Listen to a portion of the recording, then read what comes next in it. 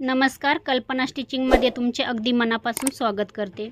आज मी तुम्हाला बघा पुढच्या भागाची संपूर्ण शिलाई करून दाखवणार आहे।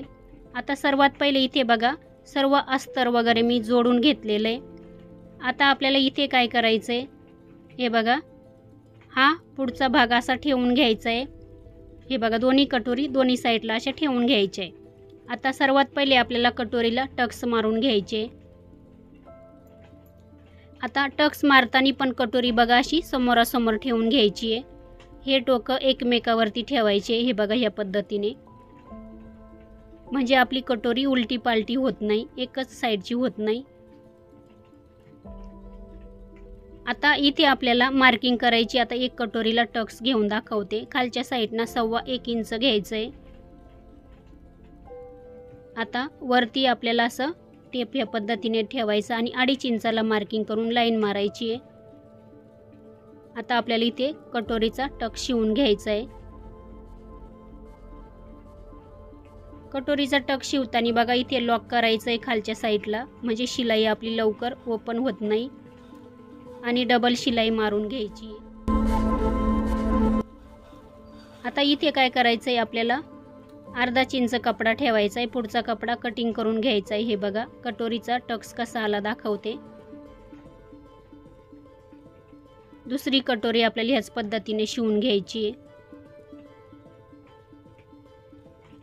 आता हे दोन्ही पार्ट दोन्ही बाजूला ठेवून घ्यायचे।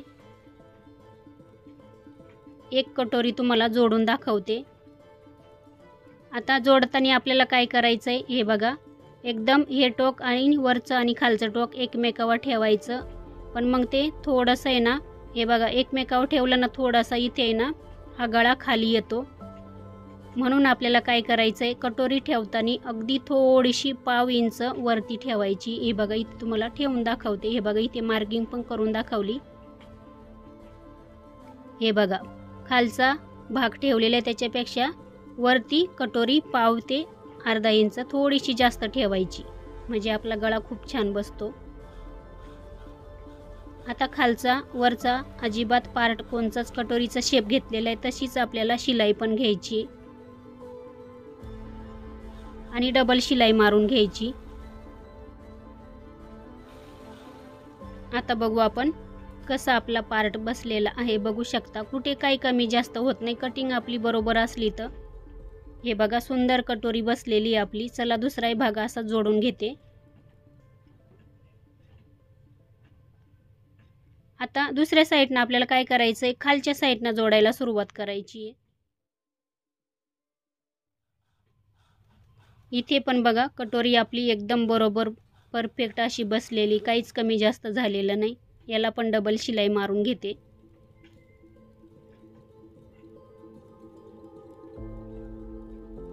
हे बघा खूप छान आपली कटोरी बसलेली आहे, बघू शकता।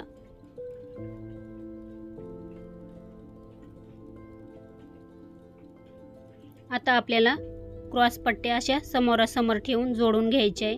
आता बघा खालचा भाग सरळ ठेवलेला आहे, त्याच्यावरती बघा ही ब्लाउज पीसची क्रॉस पट्टी आहे ती त्याच्यावर उलटी ठेवलेली। ही बघा इथे पण आपल्याला आहे ना 1/2 ते अर्धा इंच क्रॉस पट्टी बाहेरच्या बाजूला काढायची आहे। आता इथे आपल्याला शिलाई मारून घ्यायची।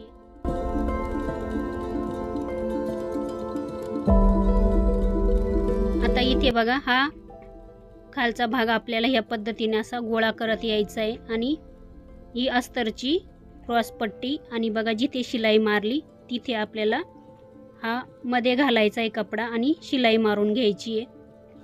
आता हा आपण मध्ये घातलाय तो कपडा शिलाई मध्ये आला नाही पाहिजे याची काळजी घ्यायची आपल्याला, आणि डबल शिलाई मारून घ्यायची।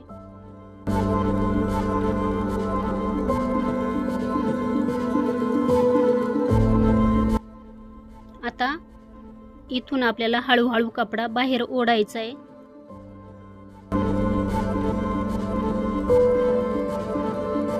बघू शकता फिनिशिंग मध्ये आपली क्रॉस पट्टी लागलेली आहे, आणि दुसरी पण ह्याच पद्धतीने मी लावून घेते।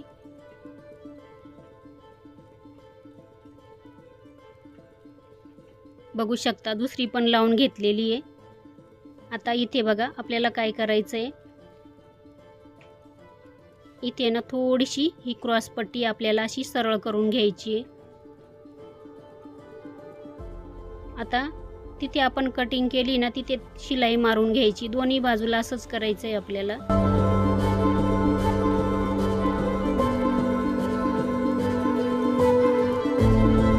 हे बघा दोन्ही बाजूला तर आपण एकदम तशी शिलाई मारून घेतलेली आणि बघा क्रॉस पट्टीची समोरासमोरच आली पाहिजे. हे बघा इथे आणि गळा पण आपला कुठेच कमी पडलेला नाही. बघा खूप छान बसलेला आहे, बघू शकता. आता इथे बघा 1.5 इंचाची मी हुक पट्टी काढलेली आहे आणि 3 इंचाची आईची पट्टी काढलेली आहे.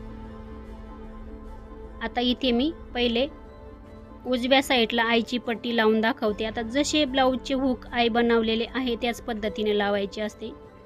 आता ही पट्टी बघा अस्तरची खाली ठेवून घेतलेली. वरच्या साईडला अर्धा ते 1 इंच वाढवलेला कपडा घ्यायचा आहे आणि खालच्या साईडला थोडासा कपडा वाढवा घ्यायचा आहे.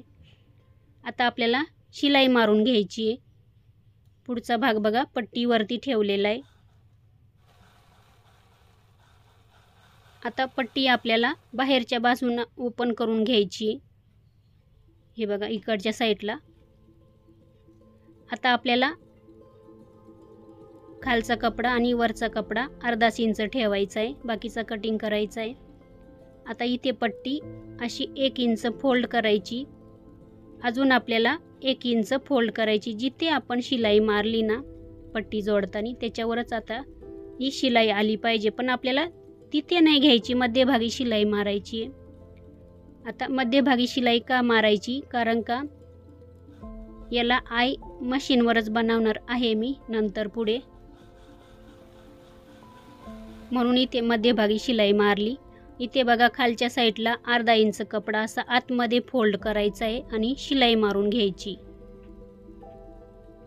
खालच्या साईडला लॉक करून घ्यायचं व्यवस्थित असं.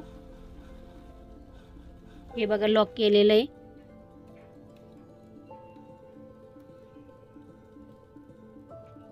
हे बघा इथे आहे ना आई बनवायचे मशीनवरतीच. आता इथे बघा ही 1.5 इंचाची पट्टी अशी आतमध्ये अर्धा इंच फोल्ड केली. आता हा पुढचा भाग असा सरळ ठेवलेला, त्याच्यावरती पट्टी ठेवली आणि आपल्याला आता शिलाई मारायची पट्टीवरती.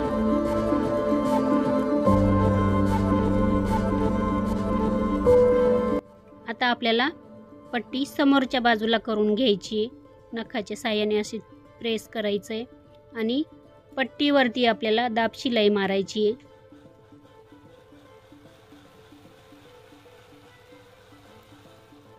पट्टी आपल्याला आतमध्ये अशी फोल्ड करायची. हे बघा इथून आणि कडेला शिलाई मारून घ्यायची पहिले.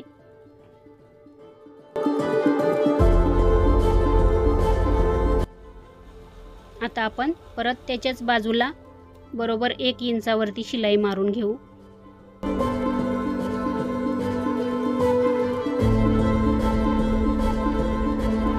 इथे बघा हुकची पट्टी पण आपली तयार झालेली. आता दोन्ही पण अशा समोरासमोर ठेवायच्या आहे. आता हुकची पट्टी वरून ठेवायची, आईची पट्टी खाली ठेवायची आणि जो भाग कमी जास्त असेल तो सारखाच करून घ्यायचा आहे. माझा बघा कुठेच कमी जास्त झाला नाही, बघू शकता. हे बघा सोप्या पद्धतीमध्ये तुम्हाला पुढचा भाग शिवून दाखवलेला आहे.